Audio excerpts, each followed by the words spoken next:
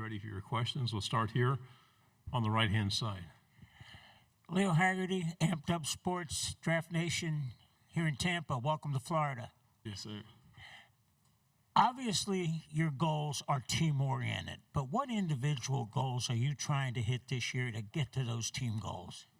My ultimate goal for myself is for me to play in a minimum of 13 games. So that means staying healthy throughout the whole season. That's my ultimate goal this year. On the right side, on the end. Abby Miller with the Reflector at Mississippi State. You're the highest rated quarterback recruit in Mississippi State history. What does that title mean to you, and how do you plan on living up to that this season? It means a lot to me, honestly. We have had a great amount of quarterbacks to come through the program, so it's a blessing. It's an honor, for me to be highly ranked like that, and it motivates me to show the people why Mississippi State chose me and why I chose Mississippi State. Stay on the third row. Jacob Worthing, KRUI Sports.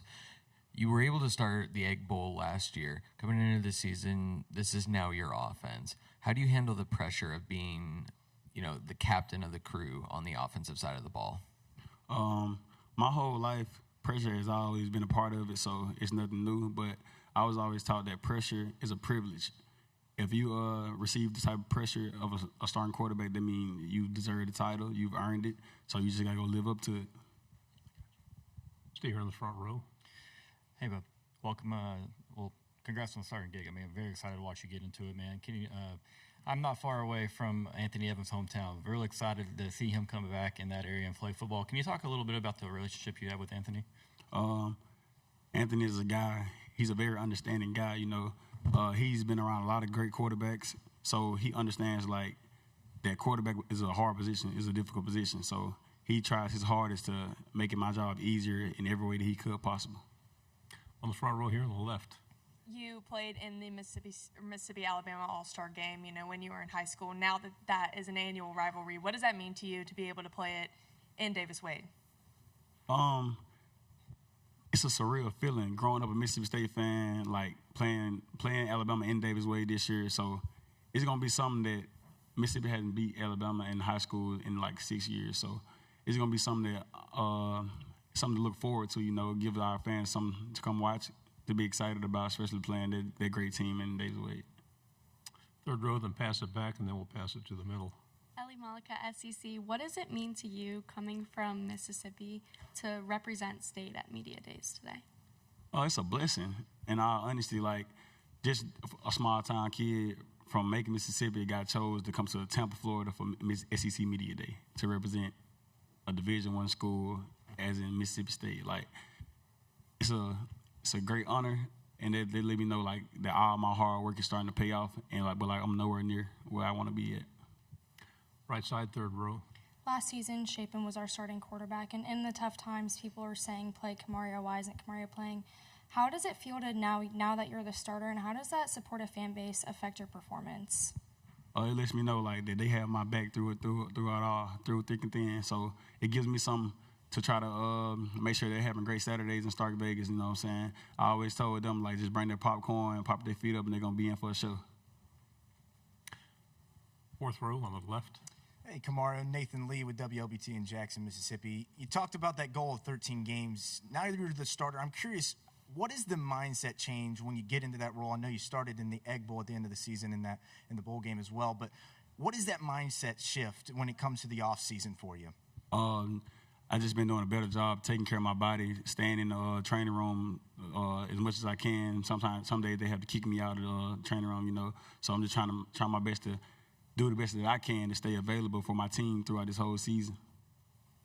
Front row on the right. Hi, Kamario. Inside Texas.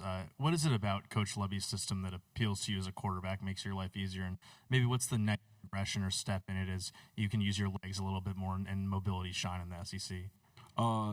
Just with a guy like Leb, he's an offensive-minded guy, offensive guru, quarterback genius. So just for me playing with him, he makes my life so much easier because he knows how quarterbacks think. He's been around a lot of great DCs, played against a lot of great DCs. So he know what defenses want to do against his offensive scheme.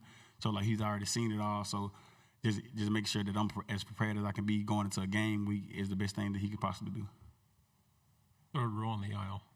Tyler Shaw with KBTX and Bryan College Station. I wanted to ask about your experience at the Manning Passing Academy, just kind of what that was like seeing other SEC quarterbacks and specifically Marcel Reed, if you had much of a chance to kind of, meet with him.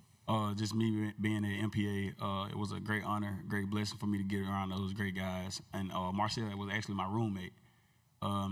Just me being around him, talking game with him, talking ball with him, like, he's one of a kind. On and off the field, like, he's one of a kind. His mindset is just different. Like, the way he approaches the game, the way, like, he's always thinking about football. He's a great quarterback, a great person, like, off the field, and he's going to be very good. He's going to be very special this season for them. Second row.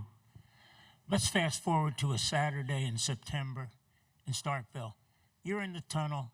You're looking out. All you can hear is thousands of cowbells going off and on, off and on.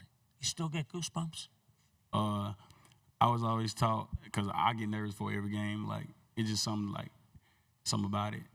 But if you aren't nervous, when you hear those cowbells, like, you're not prepared. That's how I look at it. Right side, third row. You and Fluff are kind of a dynamic duo on the field. How does your relationship on and off the field help both of you succeed? Fluff is like my brother, and turns out he just became my neighbor and now in my new neighborhood. So now we're going to be together even more and more. So on the field and off the field, like, he's in real life like a brother to me. He's been to my mom's house, been to church with me. Like, so their relationship just continue to build, and it shows on the field. Like, we're able to just build, like, our chemistry is just insane out there.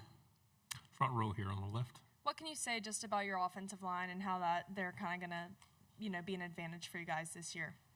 My offensive line had put in a great amount of work. They're one big unit. They all think alike. They all want to produce the same productivity out there. They all want to just protect the quarterback, And those guys come over there, they're very consistent. They be up there every day after practice is over with, 3 to 6 hours, like, just out there getting work in. So it's a good sign from them. Left side, third row. How does it feel to sort of be shouted out by Nick Saban, saying that you could be the truth and the light from such an iconic coach? It was actually crazy. I didn't see it in real time, but, like, I got a ton of messages about it. Just knowing that he acknowledges me or even just notices me. So, and Nick Saban has coached a lot of great quarterbacks.